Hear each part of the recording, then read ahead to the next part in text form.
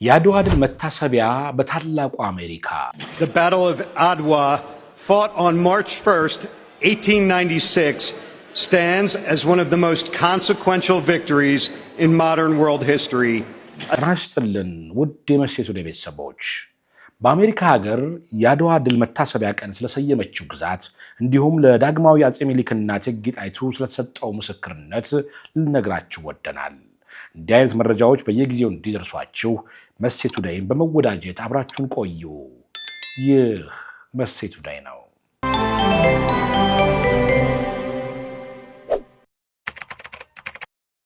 የዓለም ቁንጮ ሀገር አሜሪካ ዛሬም ድረስ በድሉ ባለቤቶች የታሪክ ውዝግብ ምንጭ ሆኖ ለቀጠለው ብቸኛው የጥቁር ሕዝብ ኩራት ለአድዋ ድል መታሰቢያ ቀን በይፋ ሰይመዋል። ዳግማዊ ሚኒሊክም የጥቁር ሕዝብ የአሸናፊነትና የነጻነት ቀንዲል መሆናቸውን በየዓመቱ ለዓለም እንዲመሰከር እነሆ አዋጅ ወጥቷል። በአሜሪካ የፔንሲልቬኒያ ግዛት የሕዝብ ተወካዮች ምክር ቤት የአውሮፓውያኑ መጋቢት 2 በግዛቱ የአድዋ ድል መታሰቢያ ቀን እንዲሆን የቀረበውን የውሳኔ ሐሳብ በከፍተኛ ድምፅ አጽድቋል። ይህ HR 441 የተሰኘው የውሳኔ ሐሳብ የጸደቀው ባለፈው ሳምንት በግዛቲቱ የሕዝብ ተወካዮች ምክር ቤት በተደረገ የድምፅ አሰጣጥ ስነ ስርዓት ላይ ነው። በአሜሪካ የግዛቶች ምክር ቤት አሰራር መሰረት ይህ ውሳኔ በግዛቲቱ የሕግ መዝገብ ላይ የአድዋ ድል በይፋ እውቅና ያገኘበት ታሪካዊ ሰነድ ሆኖ በቋሚነት ይቀመጣል። ይህ የውሳኔ ሐሳብ ረቂቅ የአውሮፓውያኑ ማርች 2 ቀን 2026 የ130ኛ የአድዋ ድል ቀን ሆኖ በፔንሲልቬኒያ ግዛት እውቅና እንዲሰጠው የሚደነግግ ነው። ውሳኔው በሪፐብሊካንና በዲሞክራቲክ ፓርቲ እንደራሴዎች በተሰጠ 195 ከፍተኛ የድጋፍ ድምፅና በ6 ተቃውሞ ብቻ ነው የጸደቀው። ረቂቁ የቀረበው ከወራት በፊት ቢሆንም የምክር ቤቱን የውስጥ አሰራሮችን አልፎ ውይይቶች ተደርገውበት ከቆየ በኋላ የውሳኔ ድምፅ የተሰጠው ግን ባለፈው ሳምንት ነበረ። The Battle of Adwa, fought on March 1st, 1896, stands as one of the most consequential victories in modern world history, a defining moment when Ethiopia, under the leadership of Emperor Menelik II and Empress Taitu Betul, successfully defended its sovereignty against colonial invasion and became the first African nation to decisively defeat a colonial power during the scramble for Africa. Madam Speaker, Adwa became a global symbol of freedom, dignity, unity, and resistance to oppression, inspiring generations across Africa and the African diaspora. Today, the Commonwealth of Pennsylvania recognizes not only the enduring historical significance of Adwa, but also the remarkable contributions of the growing Ethiopian American community throughout Pennsylvania in commerce, healthcare, scientific research, education, technology, and service industries. Ethiopian Americans continue to strengthen the Commonwealth's economy, enrich its cultural diversity, and embody the same spirit of resilience, excellence, and civic contribution that made Adwa a historic triumph recognized around the world.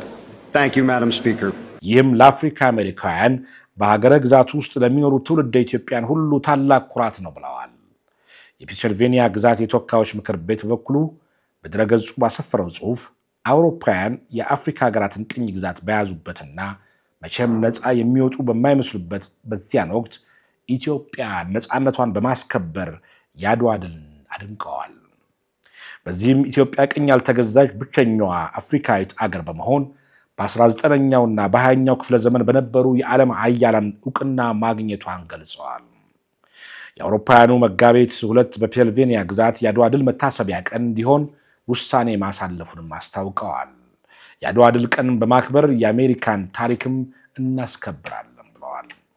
ምክር ቤቱ ያሳለፈውን ውሳኔ በኢትዮጵያና በአሜሪካ ግንኙነት ላይ የሚሰራው አሜሪካን ኢትዮጵያን ፐብሊክ አፌርስ ኮሚቴ አወድሶታል። የፔንሲልቬኒያ ምክር ቤት በውሳኔው ከአድዋ የቀሰመው ትምህርት ዛሬም ድረስ ወሳኝ መሆኑን የሚያሳይ ትልቅ መልእክትን አስተላልፈዋል። በዓለም ሚሊዮኖችን ለሚያነሳሳና ለሚያኮራ ለዚህ ታሪካዊ ቀን እውቅና በመስጠቱም እናመሰግናለን ብለዋል። ኮሚቴው HR 441 ረቂቅ የውሳኔ ሐሳቡን ለፔንሲልቬኒያ ምክር ቤት ላቀረቡት የሕዝብ ተወካይ ቤንጃሚን ሳንቼዝ ምስጋናውን አቅርበዋል። በኮሎራዶ ግዛት የአውሮራ ከተማ ምክር ቤት እንደራሴና የሪፐብሊካን ፓርቲ አባል የሆኑት ትውልደ ኢትዮጵያዊ አቶ አምሳሉ ጸጋዬ ኤችአር 441 የተባለው ውሳኔ በምክር ቤቱ ባሉ ሁለቱም ፓርቲዎች ዲሞክራቲክና ሪፐብሊካን በከፍተኛ ድምፅ የጸደቀ መሆኑን ለቢቢሲ ተናግረዋል። ውሳኔው የአውሮፓውያኑ መጋቢት 2 የኢትዮጵያ አርበኞች በ1896 በአድዋ ተራሮች የጣሊያን ዘመናዊ ጦር ድል ያደረጉበትን ዕለት ለማስታወስ የተላለፈ መሆኑን አክለዋል።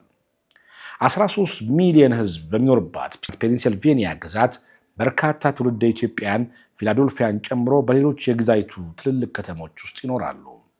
የኢትዮጵያ ታሪክ በኢትዮጵያን ብቻ ተወስኖ የሚቀር አይደለም ያሉት አቶ አምሳሉ ያ ታሪክ የአፍሪካውያንና የጥቁር አሜሪካውያን ታሪክም ጭምር ነው በማለት የድል ቀኑ በፔንሲልቬኒያ ግዛት እንዲታሰብ መደረጉ ወርቃማ ድልን የሚፈጥር እንደሆነም ገልጸዋል። የአድዋ ድል በተመሳሳይ እርሳቸው በተወከሉበት ኮሎራዶ ግዛት አውሮራ ከተማ ምክር ቤትም እውቅና ተሰጥቶት የጥቁር ታሪኮች ከሚዘከርበት ወር ጋር ተጣምሮ የሚከበር በዓል እንደሆነም አስታውሰዋል። ጉዳዩ ወደ ምክር ቤቱ ከመምጣቱ በፊት ከፍተኛ እንቅስቃሴ ሲደረግበት እንደነበር ያወሱት አቶ አምሳሉ ይህ ታሪካዊ ድል ለኢትዮጵያውያን፣ ለአሜሪካውያንና ለጥቁር ሕዝቦች በሙሉ ትልቅ ዕድል ነው ብለዋል።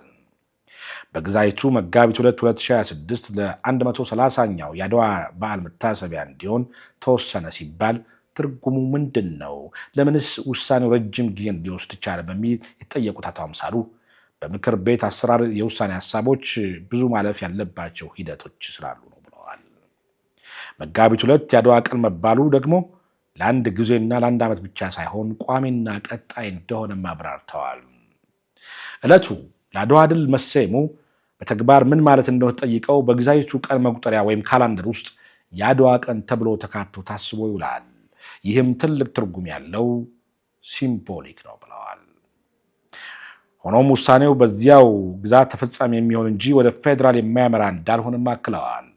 ይሁንና አድዋ በበርካታ ግዛቶች እውቅና እያገኘ ከመጣ ወደፊት ኢትዮ አሜሪካውያን፣ ጥቁር አሜሪካውያንና የተለያዩ አደረጃጀቶችን ጉዳዩን በጊዜ ሂደት ወደ ፌዴራል ይዘውት እንዲሄዱ አንዳች ዕድል ሊፈጥር እንደሚችል ያላቸውንም ተስፋ ተናግረዋል። አድዋ ኢትዮጵያ በአፄ ሚኒሊክና ባለቤታቸው እቴጌ ጣይቱ አመራር ሰጭነት የጣሊያን ወራሪዎችን ድል በመምታት ሉዓላዊነቷን አስከብራ የቆየችበትና በዓለም አቀፍ ደረጃ የጥቁር ሕዝቦች ነፃነትና ጸረ ቅኝ ግዛት ትግል ምልክት የሆነ ታሪካዊ ድል ነው። ከአድዋ ድል በኋላ በርካታ ሀገራት የጸረ ቅኝ ግዛት ተጓድሏቸውን በማጠናከር ለዓመታት በዘለቀ ትግል ነፃነታቸውን መቀናጀት ችለዋል። በአፍሪካ ሁለት ሀገራት ቅኝ ያለመገዛታቸውን ታሪክ የሚያስረዳ ሲሆን ኢትዮጵያ ራሷን ያስከበረችው አርበኞቿ ባደረጉት ትግል ነው። በአድዋ ጦርነት በሺዎች የሚቆጠሩ የጣሊያን ሰራዊት አባላት ሲገደሉ፣ ሌሎች ሺዎች ደግሞ ተማርከዋል።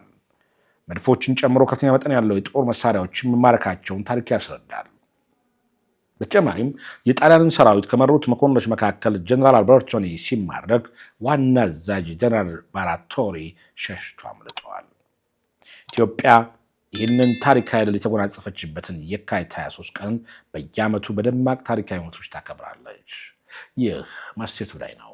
የዛሬውን በዚሁ አበቃ። በሌላ ዘገባ እንመለሳለን። ሰላማችሁ ይብዛ።